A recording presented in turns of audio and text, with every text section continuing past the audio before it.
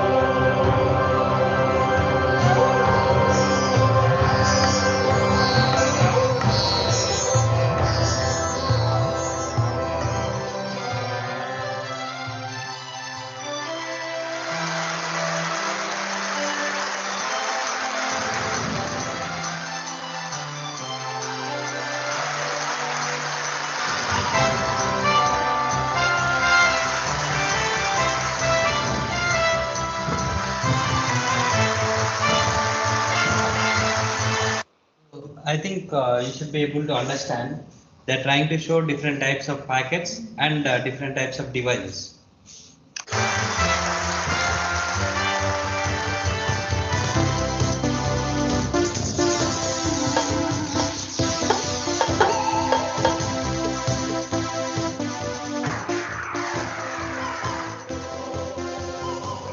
For the first time in history, people and machinery are working together, realizing a dream.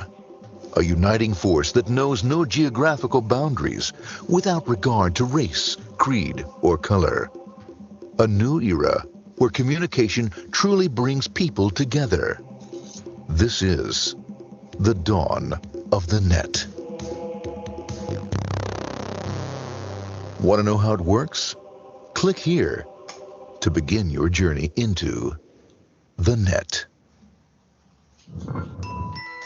Now, exactly what happened when you clicked on that link? You started a flow of information.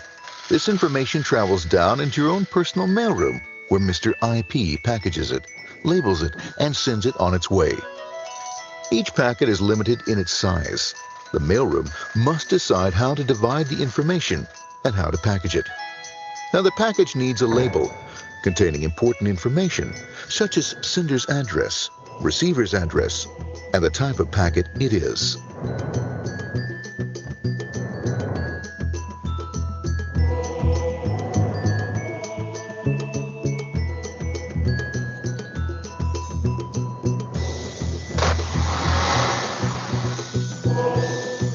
Because this particular packet is going out onto the internet, it also gets an address for the proxy server, which has a special function, as we'll see later.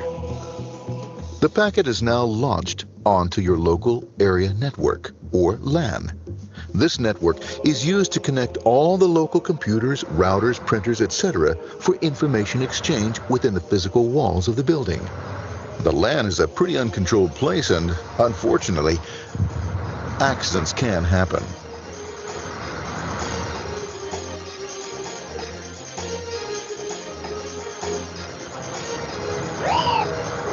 The highway of the LAN is packed with all types of information. These are IP packets, Novell packets, Apple Talk packets. They're going against traffic, as usual. The local router reads the address and, if necessary, lifts the packet onto another network.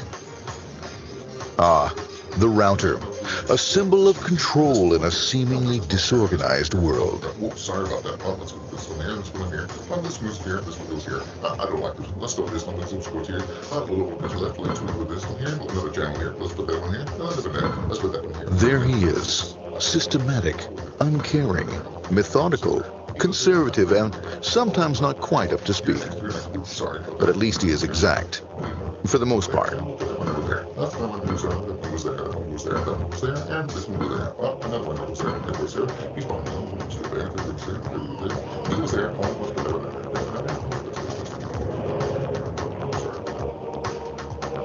As the packets leave the router, they make their way into the corporate intranet and head for the router switch. A bit more efficient than the router switch plays fast and loose with IP packets, deftly routing them along their way.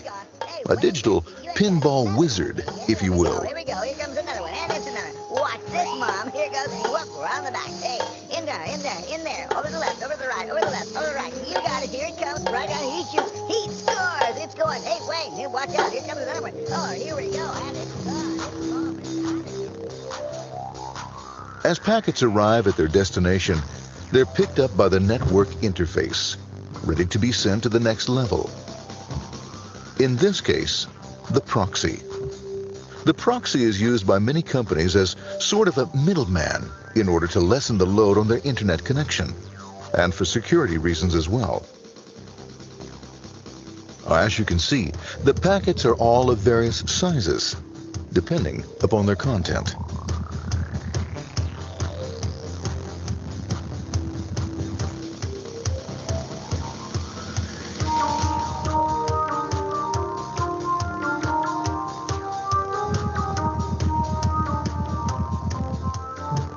The proxy opens the packet and looks for the web address, or URL.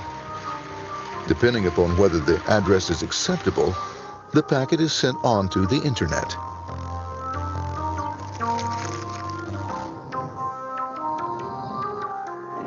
There are, however, some addresses which do not meet with the approval of the proxy. That is to say, corporate or management guidelines summarily dealt with. We'll have none of that. For those who make it, it's on the road again. It's like we have a corporate network where we are trying to create messages and they are coming all the way till corporate firewall. And if the packets are allowed to go outside the network, then they are being sent again. If the packets are not allowed, like you may have some kind of restrictions, like I don't want any file transfer between this corporate and outside the internet. Then you are going to restrict FTP. Okay. Then that particular packet will be dropped there itself, and remaining packets will be continuing their journey.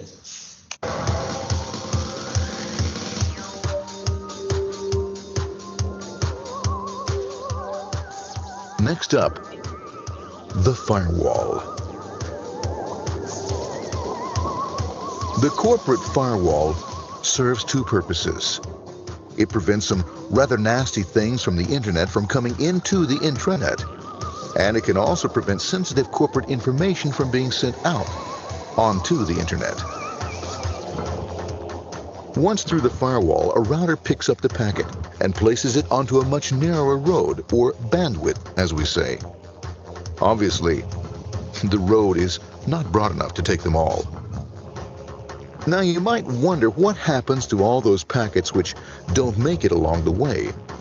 Well, when Mr. IP doesn't receive an acknowledgement that a packet has been received in due time, he simply sends a replacement packet. We are now ready to enter the world of the internet. A spider web of interconnected networks which span our entire globe. Here, routers and switches establish links between networks.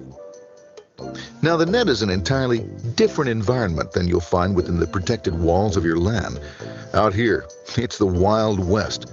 Plenty of space, plenty of opportunities, plenty of things to explore and places to go. Thanks to very little control and regulation, new ideas find fertile soil to push the envelope of their possibilities. But because of this freedom, certain dangers also lurk. You'll never know when you'll meet the dreaded ping of death. A special version of a normal request ping, which some idiot thought up to mess up unsuspecting hosts. The paths our packets take may be via satellite, telephone lines, wireless, or even transoceanic cable.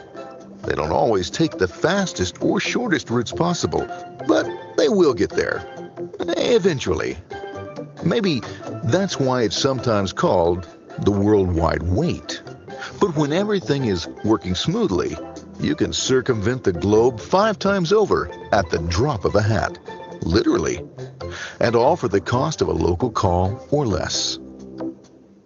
Near the end of our destination, we'll find another firewall. Depending upon your perspective as a data packet, the firewall could be a bastion of security or a dreaded adversary.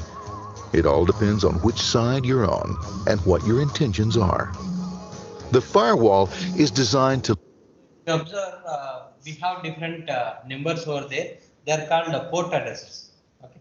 For example, if 21, 25, and 53, these port addresses are not allowed to enter into your corporate sector, then you are blocking those things and you are allowing only 80 and 25. Okay. So basically, 80 is for HTTP, 25 is for let in only those packets that meet its criteria. This firewall is operating on ports 80 and 25. All attempts to enter through other ports are closed for business.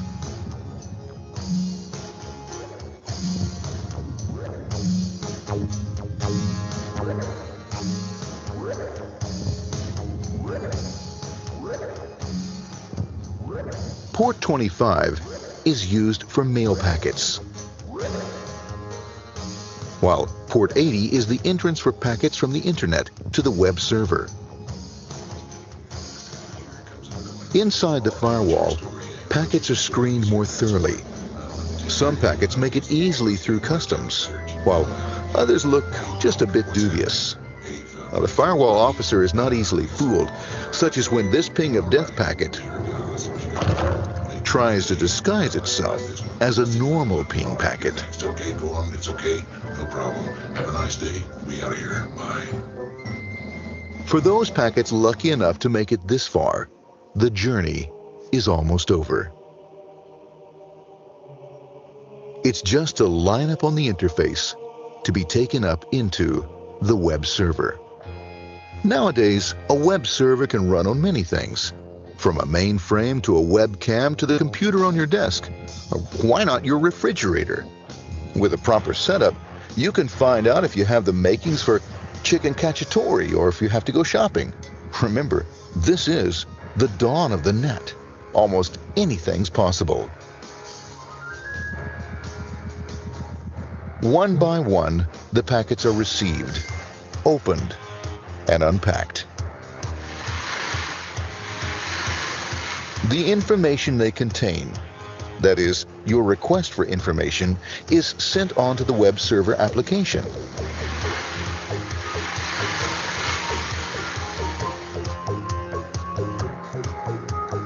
The packet itself is recycled, ready to be used again, and filled with your requested information.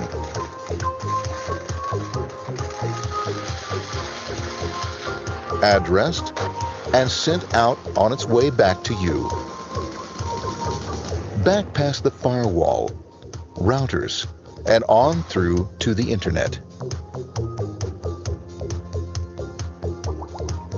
Back through your corporate firewall.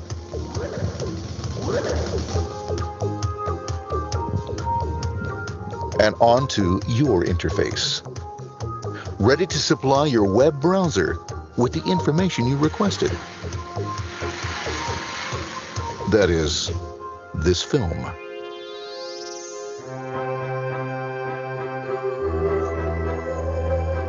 Pleased with their efforts and trusting in a better world, our trusty data packets ride off blissfully into the sunset of another day, knowing fully they have served their masters well.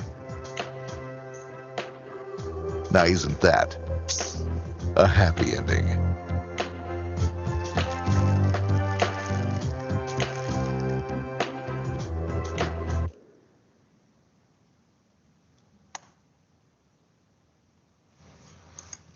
So, is it clear like how these packets are moving and what happens in entire internet? Okay. So we'll come back to TCP/IP reference model. Okay. Once we complete TCP/IP reference model, again we will go back and see how each and every layer are working. Okay. We have another video. It will be more clear when we complete both TCP/IP and OSI model. Okay.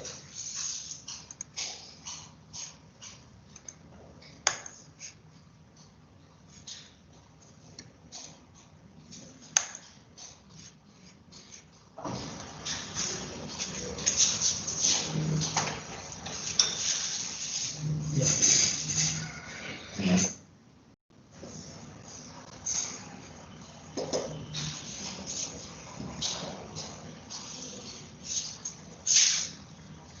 so the next model, like previously we have seen about OSI reference model. Next we have is TCP/IP reference model. So this is we can say like this is one of the most important reference model which is being utilized in internet today. Okay, whatever the OSI model we have seen, because of some issues with that one, we are not utilizing in present day world, but this is the one which we are using. Okay, so two people, Bob Kahn and Bin Sir, these are the two people who have come up with the TCP/IP reference model. Okay, so we'll see these things. So, like when we consider this TCP/IP reference model, slight variation is there with respect to how many number of layers are there in this one. Like some people consider it to be 5 layers, some people consider it to be 4 layers. Okay. So, especially when I consider this textbook, we are considering a layer 1 as physical layer, but in general, you are going to have hardware devices at that particular layer. Okay. In general, in reality, we won't consider hardware devices as a layer, but in our textbook, we are considering physical layer as layer 1. Okay. Then I have network interface, okay, which acts between these devices and the network layer. But in this textbook, we are considering that as layer 2, which we call it as data link layer. Then I have internet layer, or in our textbook, we call it as network layer. Then again, I have transport layer, application layer. So if you remember the OSI model which we have seen all these 5 layers. In addition, we have session layer and presentation layer, right? So, but when I consider in general the TCP/IP reference model, you can say like I have 4 layers: application, transport, internet, and network interface. Or you can also say I have 5 layers. Okay. It's anything is fine, like hardware devices you can consider like physical layer, network interface you can consider as data link layer, internet layer you can consider as network layer. Okay, they are one and the same. Like the functionalities of these things we are going to consider as unique. Okay.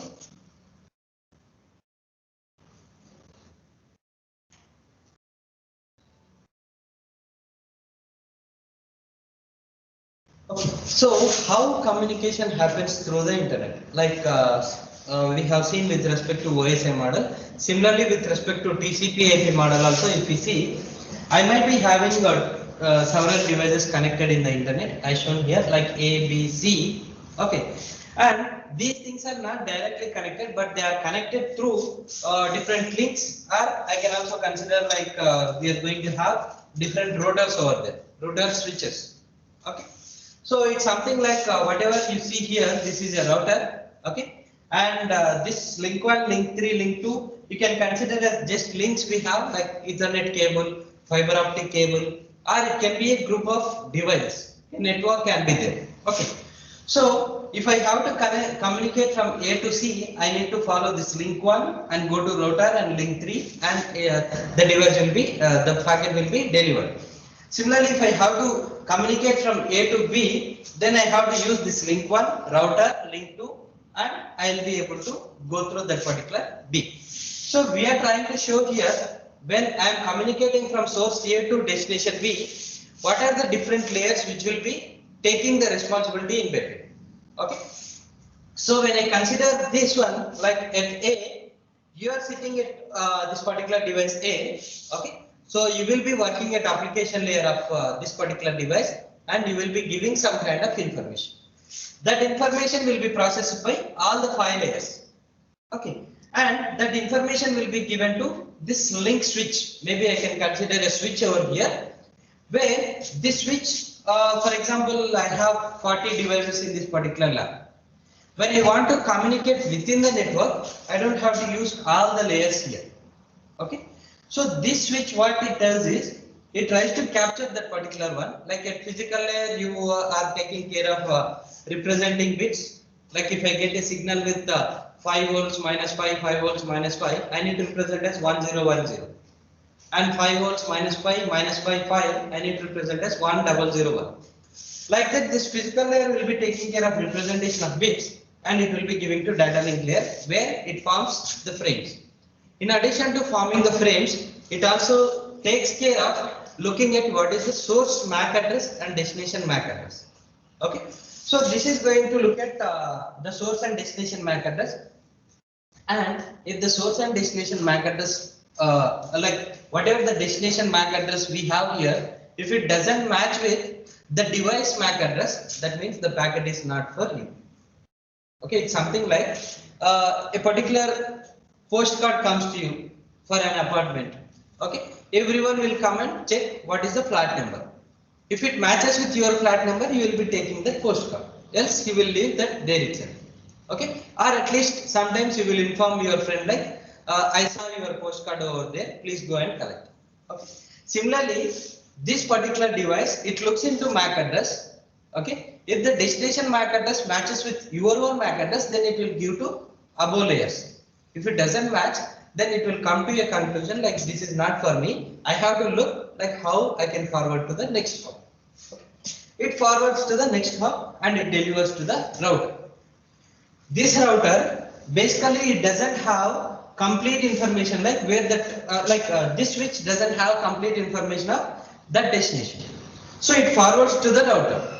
This router will have some information about what is the link I have to use to go to that particular destination. For example, if I consider your watchman is there, apartment watchman. He may not have entire idea of all the apartments in your city, but he will have the information about local, that particular apartment details he will have. So local information will be processed by this switch. But when it comes to next level, you need to contact router here. Okay, router will have little bit more information compared to your local switch. Okay, it will have the details like if I have to go to that particular device, okay, what is the route I have to follow? Okay, this one it just forwards like if I receive some link on first link, all the remaining links it is going to broadcast the information. But this won't broadcast the information. It will be unicasting the information to the respective link. That is what it is doing. So it is taking that one and it is giving to data link layer. Like physical layer will give information to data link layer. Data link layer will give to network layer, because data link layer can look into the local area network. It cannot look into how my packet can be routed. So that can be done by network layer. So network layer is taking that information. It looks in it routing table, like if I have to go through this particular path, this is the link I have to select. Okay. So that link it will be selecting and it will be forwarding, because I have two links over here, right? So it is selecting this particular link because it knows that particular information. Okay. So out of these two links, it is selecting this particular link, because in the routing table of this particular router, I have the information like this is the path I have to select. Okay, and it is selecting that particular path and forwarding the packet. Again, this particular switch, whatever I have, it is going to check MAC address. Okay, and compare with its own MAC address. If it doesn't match, it's going to broadcast that particular packet. Okay, and at this particular point, this destination, whatever we are considering, this is looking at the destination. First, the physical layer, it will consider formation of bits. Okay, and then data link layer, it will look like into your MAC address, and it comes to know like this MAC address matches with my own MAC address. Then it will inform the network layer, and the network layer again it checks the source and destination IP address. Destination IP address matches with your own IP address. Then it processes that one and gives to transport layer. Where transport layer, what it does is it tries to rearrange all the packets, okay, and it gives to application layer, and application layer will be giving to the destination. Okay, that is how entire sequence of operations which are happening. Okay. Then, so we have seen in general how the communication will happen. Now we will see what are the logical connections we have when this communication is happening. Okay. So when you say logical connections, this was the original link which we were thinking. Okay. So it's like for a person who is sitting at application layer or for this application layer, it will be like it feels like it is directly communicating with the other application layer, like we have considered in previous class also. Okay, so this application layer feels like I have a logical connection, direct connection with the other one. But what is actually happening? The information is going all the way like this. Why it is feeling like I have a logical connection with other application layer?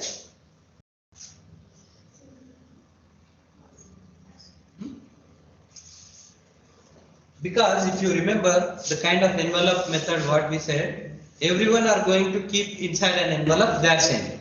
Okay, whatever the information this application layer is giving, that is not known to any of the following layers. It will be known only to this application layer. Okay, so that is the reason I can say like I have a logical connection from this application layer to the other application layer. Okay. Similarly, transport layer, it will feel like I have a logical connection from here to there. Okay, so everyone they are going to feel like they have a logical connection. So if you observe application, transport and network, they have a logical connection from source to destination. But when I consider this intermediate data link and physical layer, they are going to have from one node to another node. Okay, not from source to destination. Okay, these are the logical connections which you need to remember. Then identical objects. Like if you remember, we considered two simple scenarios where we said what are the identical objects and what are the actions they are doing, right? Similarly, we will consider what are the identical objects we have with respect to TCP/IP reference model. So this is how the communication happens. Okay. When I consider application layer, the identical objects, what we are exchanging. Okay, we are exchanging messages here. Okay, message will be generated here, it will be delivered at the other place. A transport layer, we call them as segment or user datagram. For example, if I am using a TCP protocol, I am going to have TCP segment. But if I am using UDP, then I am going to have user datagram. Okay, that's the difference. TCP segment. If I am using UDP, you are going to have user datagram. Okay. Then, if I consider network layer, I am going to have datagram. We can also call it as IP datagram. Okay. Or sometimes people also call it as packet. Okay. The packet will be delivered from here to there. Again, if I feel like this network is congested, then we might be dividing into smaller packets. That's the reason we are showing that from here to here, here to here. Like the two connections are shown here. Okay. Then we are considering frames. Okay. Next also frames. Then we will have bits. Okay. So if you remember in previous classes also we said like we are going to have in physical layer bits, data link layer frames, network layer packets or datagrams. Then if I consider transport layer, we are going to have segment or user datagram. Application layer, we are exchanging messages. Okay. So you can just note down somewhere this information at each and not diagram. Just note down application layer, the corresponding objects. Okay.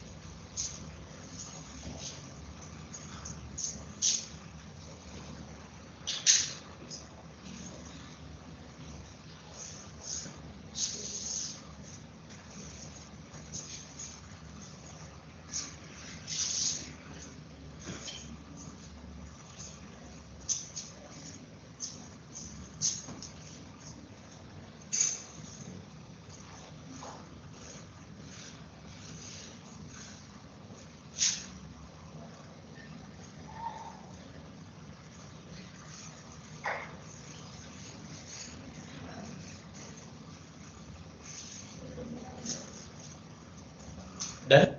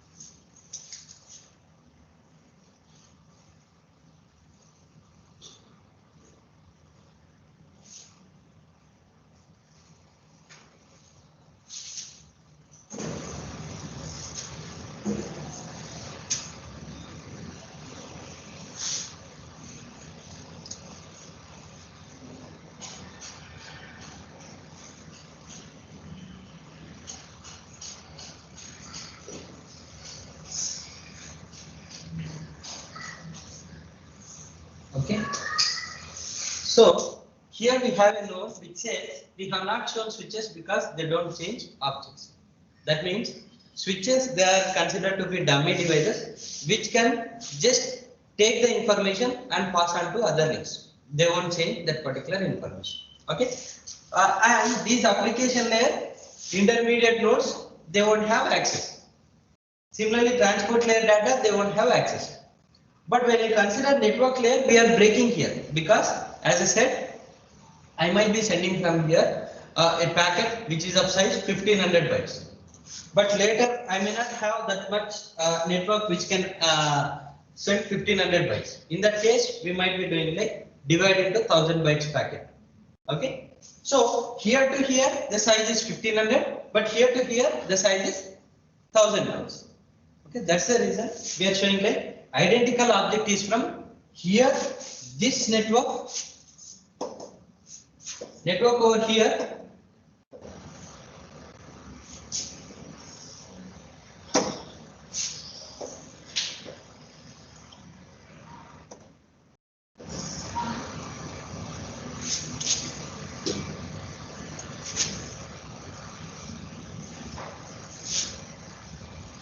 Okay, so the identical objects are from the network over here to here.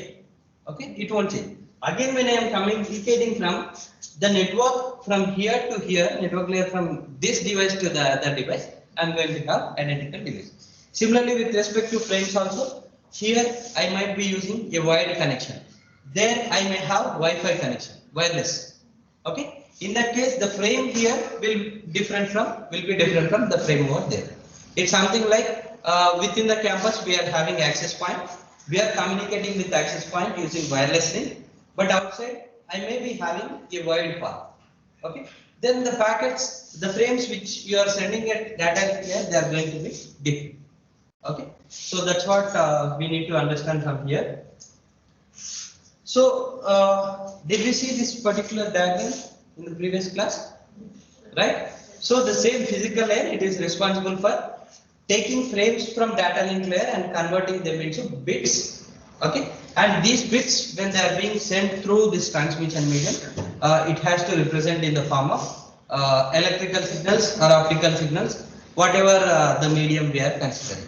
Okay, so these are the responsibilities of a physical layer. The first thing is transmitting raw bits over the communication channel. Okay, raw bits means basically I have ones and zeros. The responsibility is to how to represent. Okay, how to represent. For example, I have one. How I will be representing either in electrical signal or optical signal. I have a zero. How it can be represented. Okay, and how long a particular bit should be represented. Okay, so what is the problem with this one? Like, why do I have to bother about how long a particular signal has to be represented? It may take delay. Delay. If time is not constrained, it may. Okay, not about delay. Let me try drawing a diagram, waveform.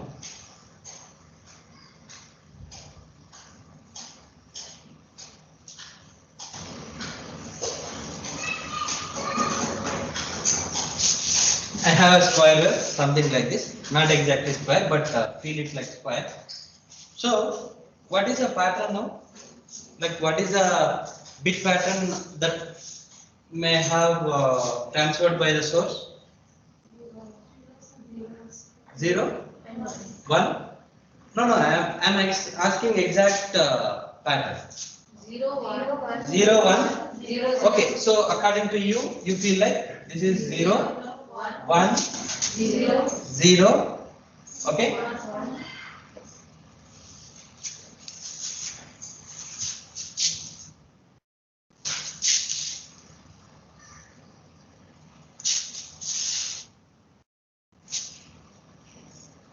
Okay.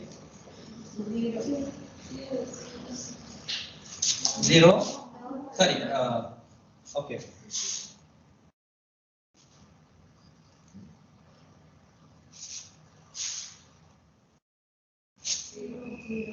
0, 1, 0, 1. That's the pattern you are considering. But I will say the pattern is 0, 1, 1, 0, 0, 0, 1, 1, 0, 1. Why can't I consider like this? I can also consider like this, right? So it all depends. Like for example, if I don't have this information, a rule like how long a particular bit has to be represented, okay? You will feel like this, I will feel like this. Someone will feel like instead of having 3 zeros, I will consider 2 zeros only. It can happen, right? Okay. So there won't be any proper rule which says whether I should consider 3 zeros here or 2 zeros, 2 ones or 1 1. Okay, that information will not be available. So to have proper functioning of all these things, what they are doing is they are trying to specify how long a particular bit has to be represented. Okay, then even if because of error, okay, because of noise, instead of receiving something like this, okay, I got some correction over here. Okay, something, even if I have a problem over here, I'll consider like from here to here, this is the time duration for which the signal should be there, so I'll consider this as 0. Okay, normalization can be there. Okay, I'll keep a threshold and I'll figure out whether it is 1 or 0. Like that I can configure. Okay, so that is the reason we must have some kind of thing like whether it should be considered as 0 or 1. Okay.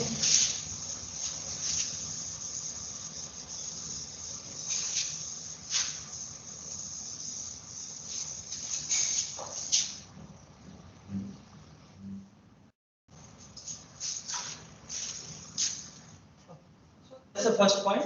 Then how the initial connection is established and terminated. Okay, with respect to physical layer we are talking, not with respect to entire thing. Okay, how we will be establishing initial connection and how it can be terminated, and how many connectors network pin has and the details of this pin. Any idea? Can you just think what we are talking here?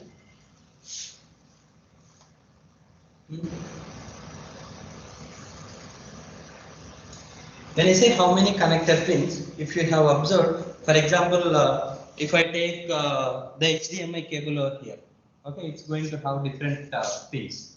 Okay, if I consider this VGA, it will have different pin configuration.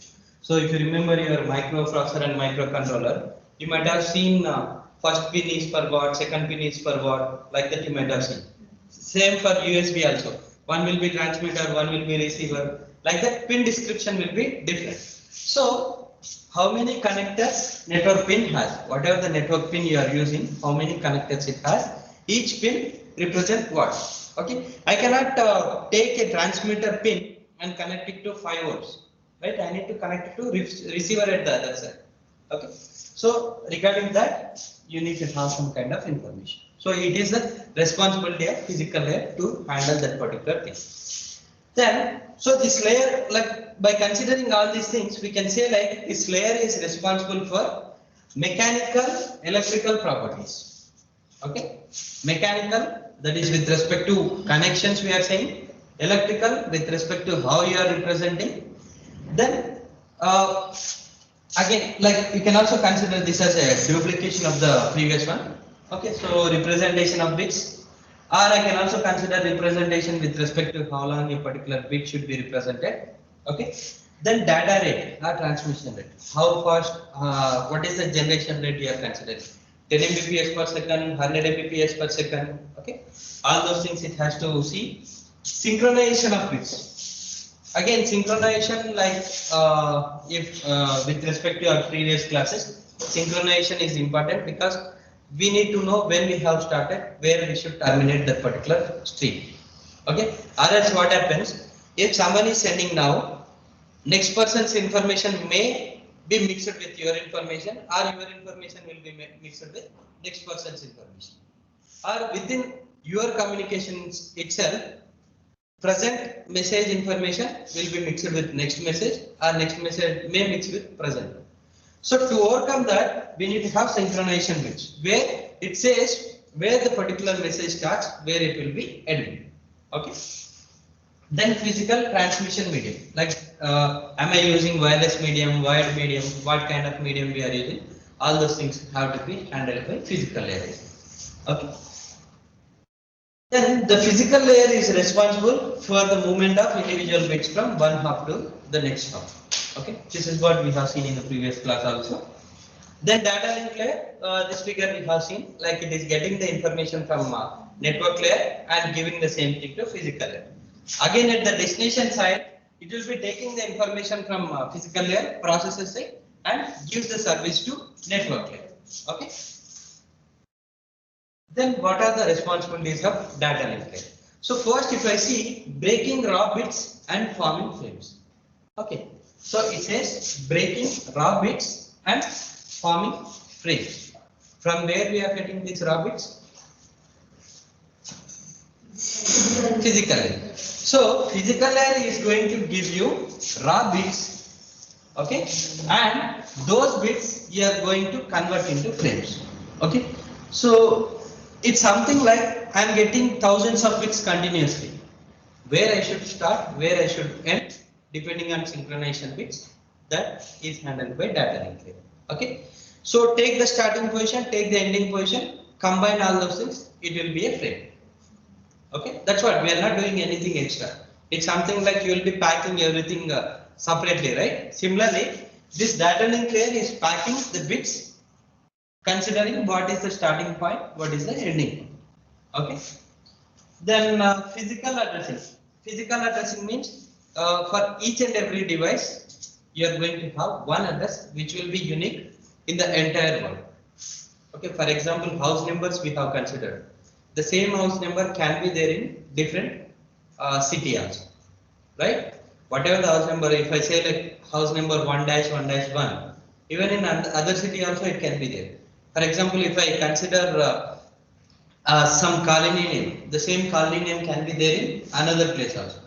But you consider pin code, it will be unique, right? It will be unique for the entire city. Similarly, we are going to have a physical address for individual devices. Okay. So maybe you can go back home and you can check for MAC addresses for your devices. MAC address will be there for all communicating devices. Whether it is your phone, whether it is your Bluetooth device, Bluetooth speakers are there. For that you are going to have a MAC address. Okay. A car will be there with Bluetooth. You are going to have a MAC address for that. Okay. Your laptop is there. It will have a MAC address. Okay. So for example, if I have to show you MAC address,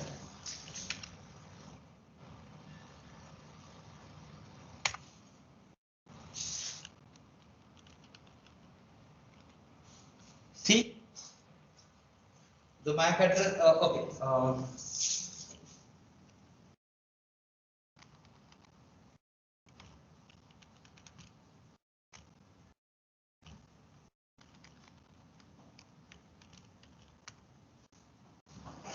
So can you see the MAC address over here? The physical address here. Physical address is F4390925BEC. Okay, total 6 bytes will be there. Okay, out of this, some part will be fixed. Okay, that part will be given, like for example, if Dell is there, for all Dell devices you are going to have some fixed part, Dell laptops. After that, you will be varying the rest of the part. Okay, it's something like for entire India, you are going to have plus 9 months. Similarly, for Dell laptops, you are going to have some fixed part, some variable part. Okay, for example, you have TV, smart TV is there. For fixed part, you are going to have variable part. You are going to. Okay, so like that, you are going to have MAC address. Okay, then it has to deal with physical addressing, like get the information of physical address. Then error control of radar. Okay, for example, whatever the bits we are receiving, because of when I am communicating through this particular cable, if there is some disturbance to this cable, there is a chance like the information which I am getting will be disturbed. Okay, so because of that, instead of representing 1, because of noise, we may be in a situation where it cannot be considered either as 0 or 1.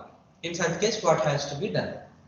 Okay, maybe you need to ask the other person to reset the frame.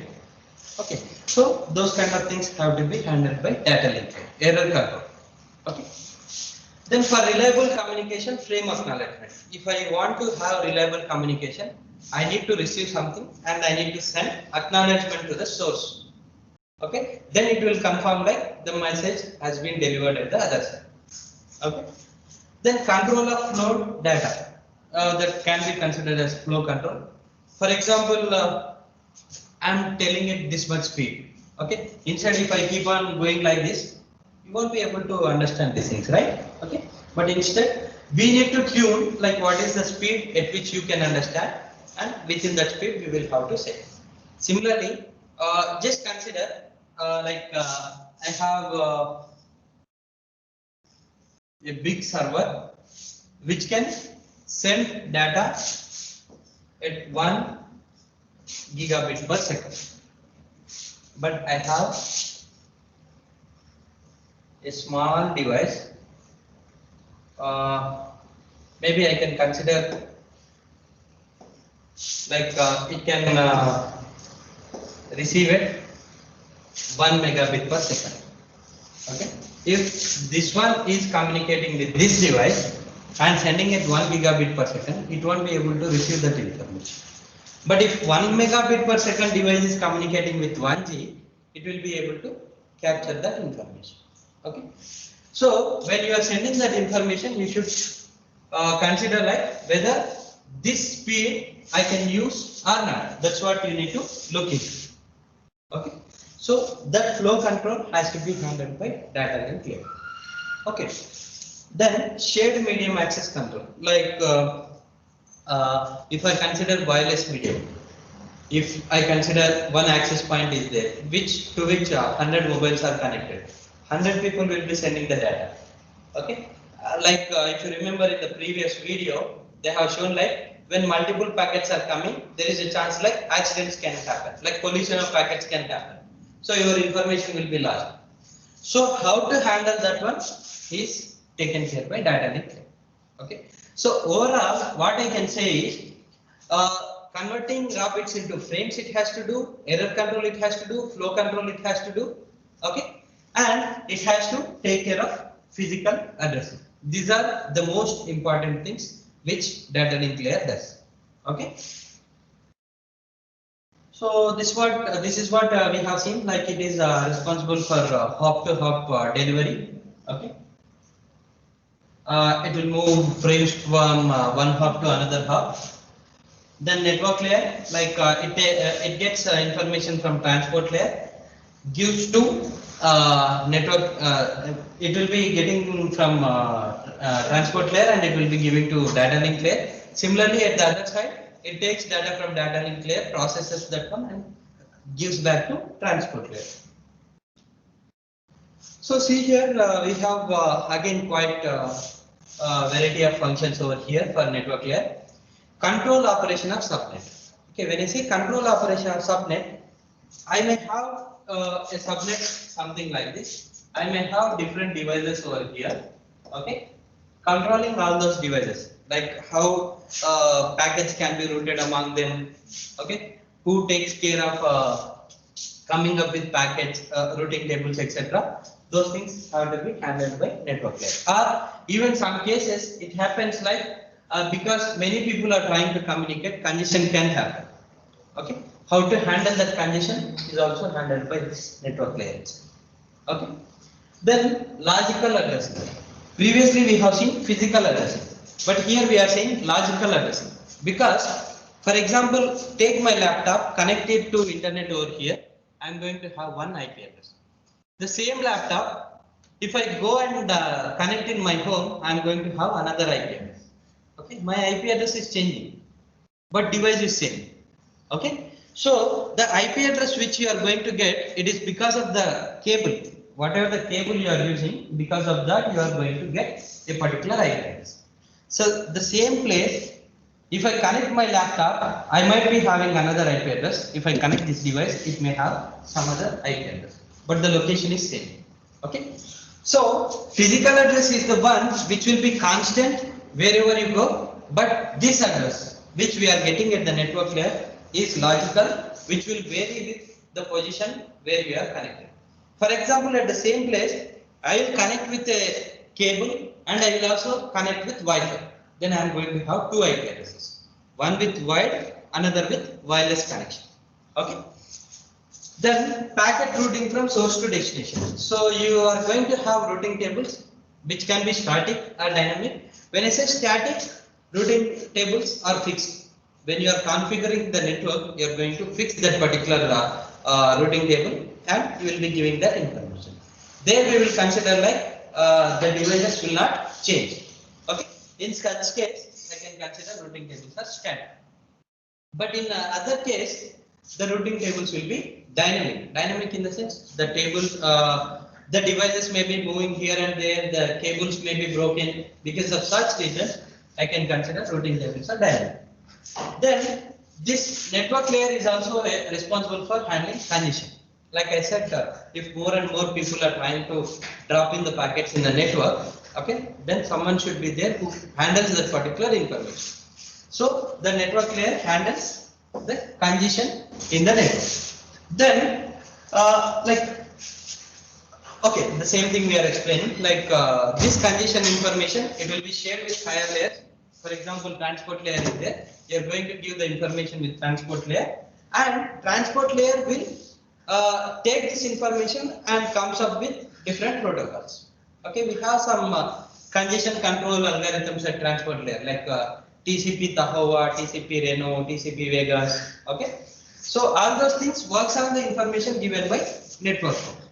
Okay, then QoS. QoS is considered to be quality of service. For example, when you are going up with a mobile carrier like BSNL, Airtel, Reliance. Okay, what do you see first? Whether signal is there.